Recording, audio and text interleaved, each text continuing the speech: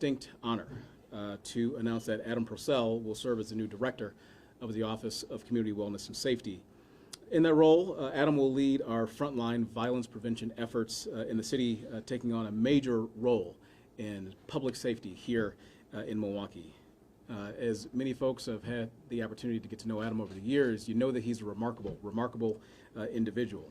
And he's dedicated his professional life to exactly this kind of work. And that work is community safety, and that work is violence prevention. He's strategic, he's collaborative, he's innovative, he's earned respect throughout the entire public safety sphere here in Milwaukee.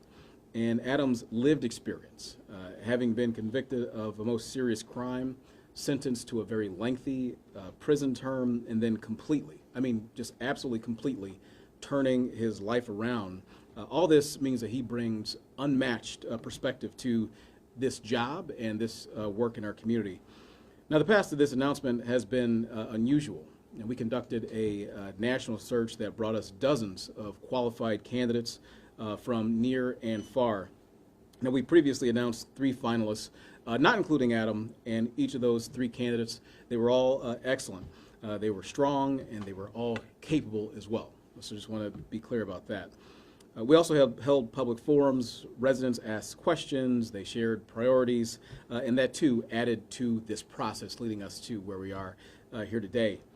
Adam was a very late addition to the mix of candidates, and he really just quickly rose to the top.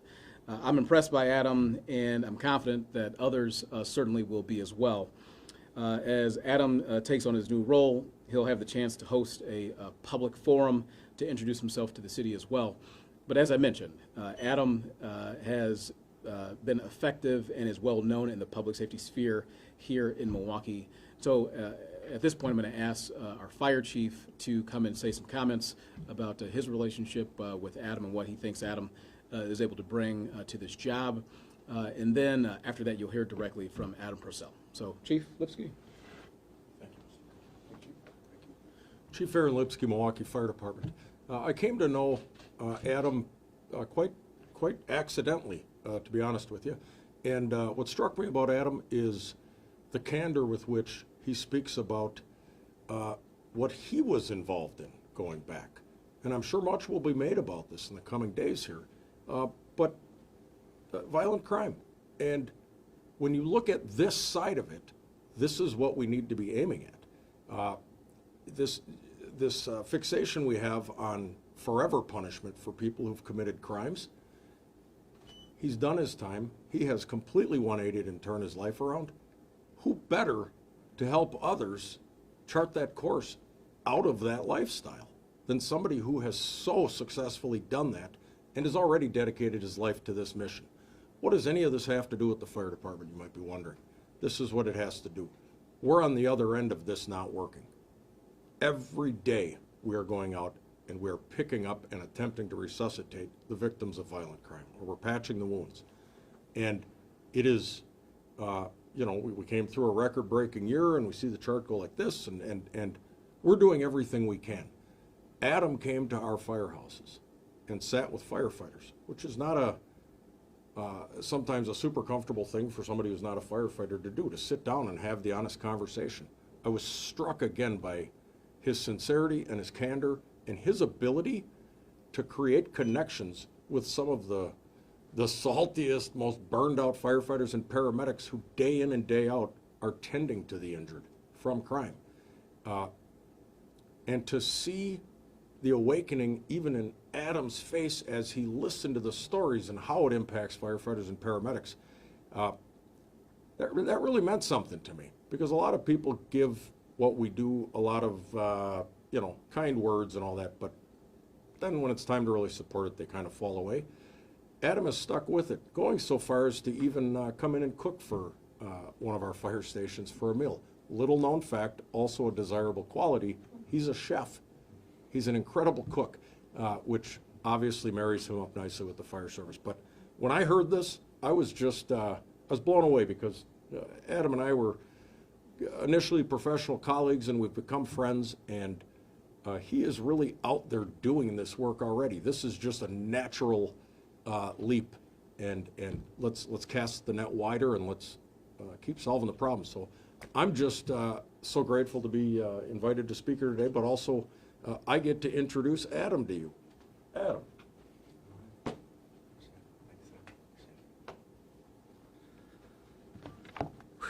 Thank you, Mr. Lipsky, Mayor, everybody else. As they said, my name is Adam Procell, and 3 days after I turned 15 years old, I made the worst decision a human could make, and that decision cost Robert his life. And I would serve a quarter century in prison for that decision, and that time didn't give me all the answers. And to be honest, there are no quick fixes, there are no cure-alls, and to be honest with you, I'm not going to tout any crime metrics that I am going to hit, because at the end of the day, crime can't be defined. And so I want you to think of the worst thing that you've ever done. And then I want you to think of coming up here and telling the entire city the worst moment you were as a human being. And I promise you, this is not comfortable. But I do that, I lead with that, because I can't ask Milwaukee to lean into uncomfortability if I don't take that first step. And when the mayor asked me to take on this responsibility, I said, I need you to understand 3 quick things. 1, I'm not a Democrat. I'm not going to toe any party's line, because safety isn't partisan. And the person that's about to get shot, they don't care if I'm on the right or the left. All they care about is, will you unturn every single stone to make sure that you're working with everybody to find solutions. Number 2, I feel I can't do this job unless we support the police department. We need to pay them better. We need to give them resources. We need to ensure that they're culturally competent. Conversely, the credible messengers, those who have committed violence, are out there in the trenches at 2 a.m., risking their lives to keep every single one of you safe. And as Lipsky said, we need to find a way to lean in and fill the cups of our first responders, because we are running these men and women into the ground, day after day, call after call, call after call. We need to find a way to support them. And lastly, I told the mayor that my mindset is clear. I'm approaching this position as if it's one of triage. And when I completed the Stop the Bleed training a year ago, I learned that to stop the bleeding, you have to apply heavy pressure on the wound. And I don't know if the community is ready for the pressure that I'm going to apply. And I told the mayor, I said, if the pressure I apply is too uncomfortable, no hard feelings, you can fire me. But I'm going to work every single day. And though for everybody who's been touched by crime, nothing I can say can bring your loved one back, what I can say is that I will work every single day. I will use your resilience, your strength, to try to make our community a safer place. I look forward to being given the opportunity, and I'm humbled and honored to be supported by the men and women back here. Thank you, guys. Thank you so much, Adam. I should say as well that the Office of Community Wellness and Safety is a division within our Department of Administration, which is led by Director Preston Cole, who has joined us here as well. As was mentioned, I mean, Adam comes well regarded within the public safety sphere.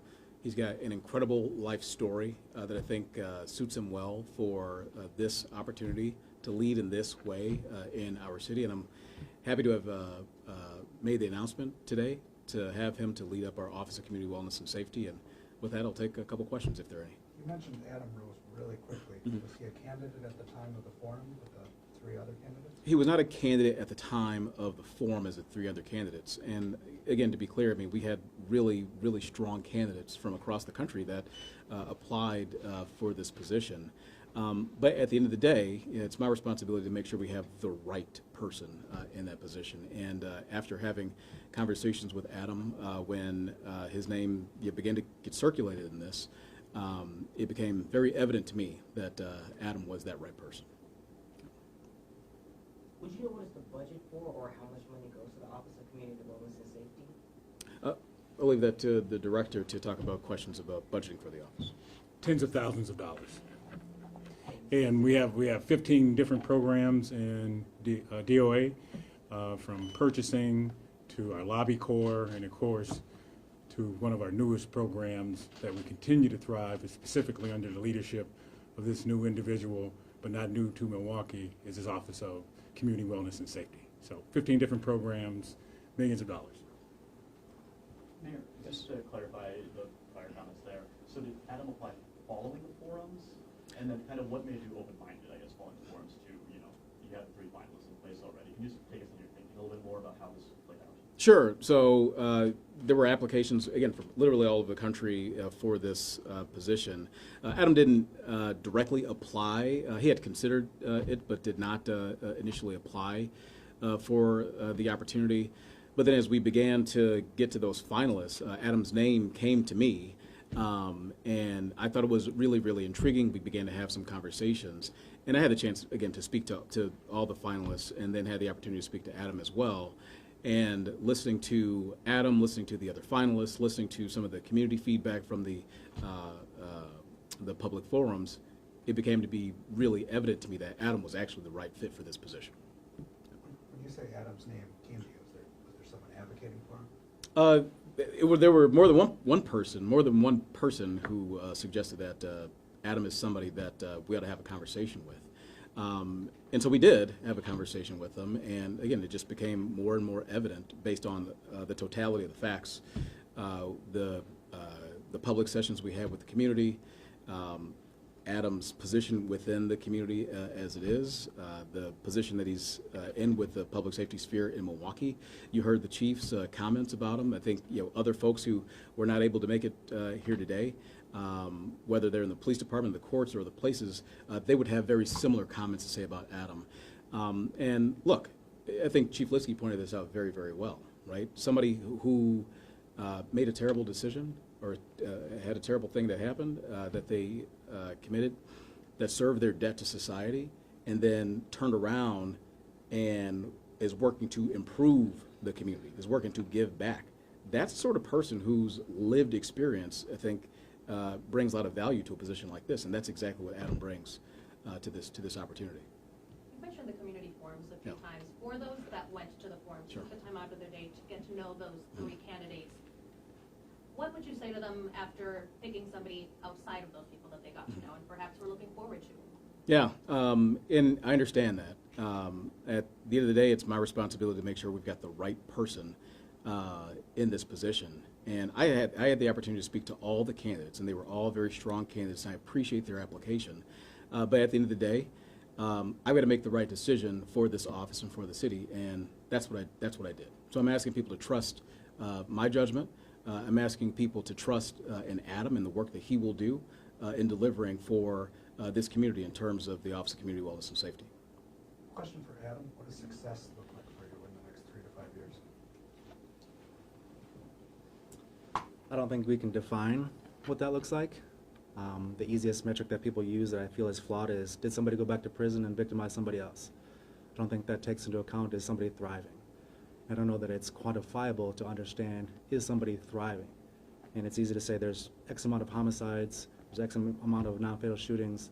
I don't view any of those, even if they are reduced, as success. And so I'm probably my biggest self-critic, so I don't know that I can ever define anything that I'm doing as success. Adam, is there any ideas that you have for violence prevention, maybe something that has not been implemented in the past that you feel like could be successful? Absolutely. But I was given some very good advice, and that is to come in, shut up, learn exactly what we do, because I feel that any good leader is not going to come in and say, I'm going to make all of these changes without fully understanding that this is what's happening, this is what's being allocated for, and there's usually reasons for that. Now, that I may agree with some of the things, I may not, but I definitely have some ideas. I will say one thing that I'm definitely looking forward to, and that's an add to. So I've gone on ride-alongs, I've spent an entire shift in the trauma bay, I've been at the fire department, planning on going to the ME's office, so I'm going to ask that all my staff do the same thing. I would never ask my staff to do something that I wouldn't.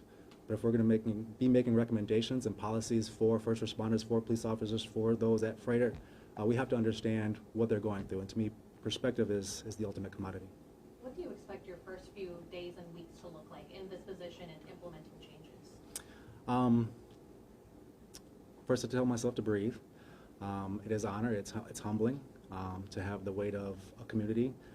I know that I don't have all the answers, And I feel that one of the best things I do is surround myself with people that are smarter than myself, who understand a problem better than myself. And so, again, I look at whenever my start date officially is, I'm just going to come and learn from my predecessors. Reggie is an individual that I'm going to lean into. Karen and Ashanti, they've all done wonderful things, and I wanted to understand from a better perspective, what does this office look like? What is your first day? To be determined.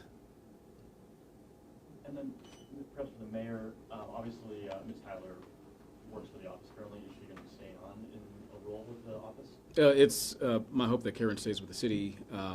She served quite admirably in the interim position in the Office of Community Wellness and Safety. Again, I had the opportunity to speak with her just last week about what was transpiring here today, and it's my hope that Karen stays on with the city. You mentioned there would be a forum to get to know Adam better. Do you have any date for that? I don't have a date for that yet, but we'll get that to you. Thank you, everybody. Oh, one more? Yeah, slightly different topic. Do you know when the FEMA crews will be in town? We don't know that just yet. As folks in the community know, we've been asking individuals in Milwaukee and surrounding communities to call 211 to report any damage they may have encountered due to the historic flooding that faced Milwaukee. So we're tabulating those up. Our Department of Neighborhood Services has been out there along with other city agencies as well. I want to thank members of our community who have helped us out with our application by reporting that information. We'll get that information up to the state, and then they'll get that up to FEMA, and then FEMA will be on the ground. But I don't know the exact date of that. Thank you, everybody. Thank you.